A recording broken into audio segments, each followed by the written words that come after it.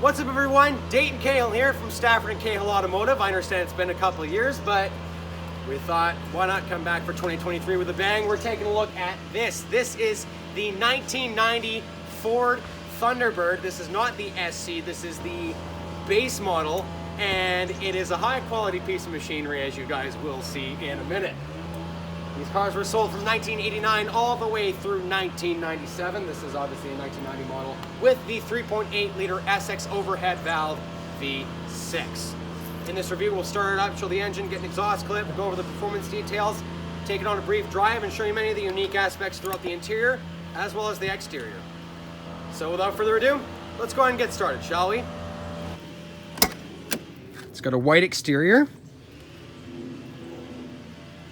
with gray cloth interior. Dude, that's black. Or is it black? I don't know what it is. Okay, so this is the steering wheel, guys. Yeah, and, steering wheel. He's gonna show you how you start this car up. So, Ben showed up at my house a couple nights ago with this car.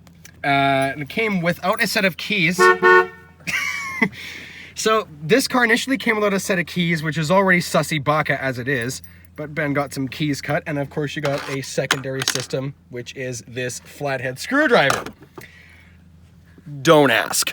Anyway, you stick the flathead screwdriver in this little thing, put your foot on the brake, like that, turn it to go.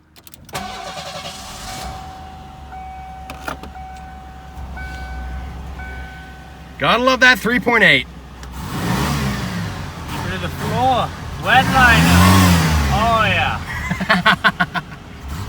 All right, headlights are on, I think. Where's the headlights? They don't exist. Oh, that's on this car. As well as the hazards.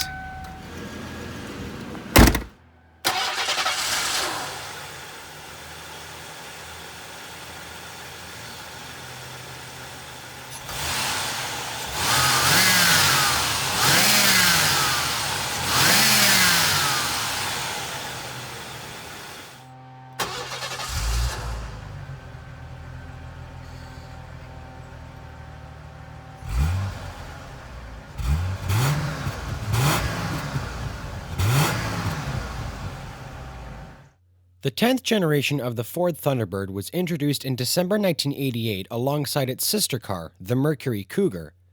Developed on Ford's new MN12 platform from the second quarter of 1984, the new Thunderbird featured a more aerodynamic body that was slightly shorter in overall length relative to the 1988 Thunderbird, but had a 9-inch longer wheelbase. The car featured four-wheel independent suspension with short and long arms and a spring strut assembly in the front, and multiple links in the rear that offered excellent handling and ride quality. This setup was significant, as it made the Thunderbird, the Lincoln Mark 8, and the Cougar the only rear-wheel drive North American domestic cars other than the Chevrolet Corvette to offer a four-wheel independent suspension at the time.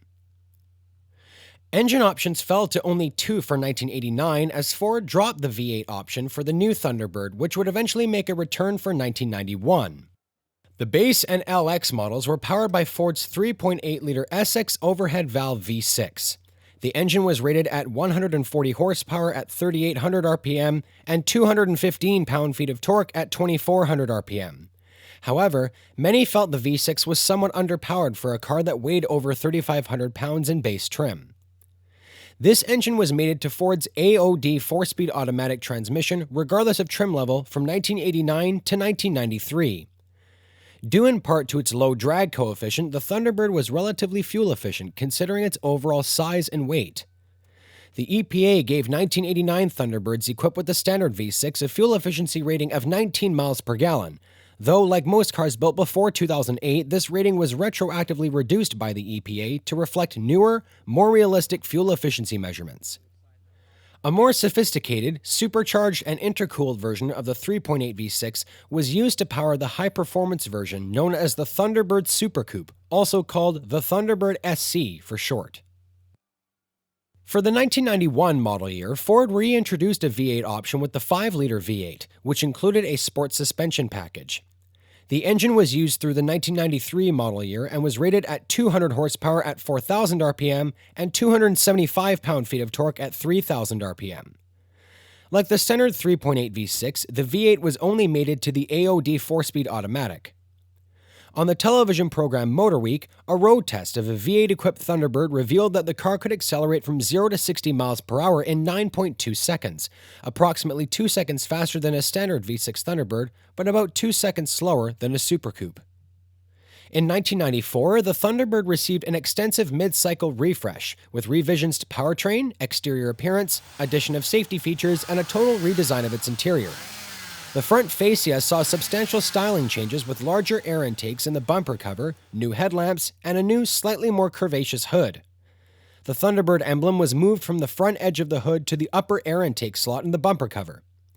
The interior was completely redesigned to accommodate dual front airbags and to optimize driver comfort and convenience.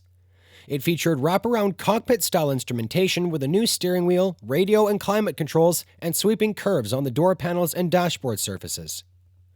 In spite of many positive critiques, the increases in output and performance over earlier Super Coupes would be short-lived, as the Thunderbird Super Coupe was discontinued after the 1995 model year due to slowing sales. On September 4, 1997, the final 10th generation Thunderbird was built at Ford's assembly plant in Lorain, Ohio. As it rolled down the assembly line, a sign saying, "That's all, folks," adorned the deck lid. And before we go any further, let's take it for a short drive in the area. Let me get those seatbelts on. And guess what? So we can choose if we got a flathead today or we got a key. I'm thinking flathead for the time being. Yes, sir. Oh yeah, she's tight.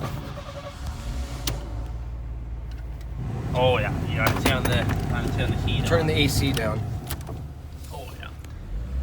Oh, she is tight.